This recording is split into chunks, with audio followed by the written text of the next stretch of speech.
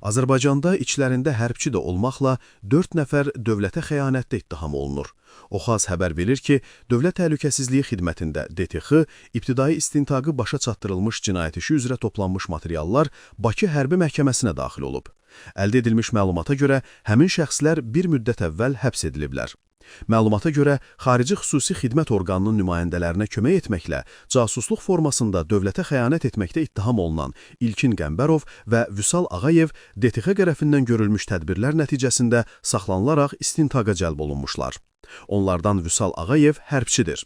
DTX tərəfindən davam etdirilən tədbirlər zamanı Tural Aliyev Yordaniya Haşimilər Krallığı ərazisində, Məmməd Şərifov isə Türkiyə Respublikası ərazisində ələ keçirilərək Azərbaycan Respublikasına gətiriliblər.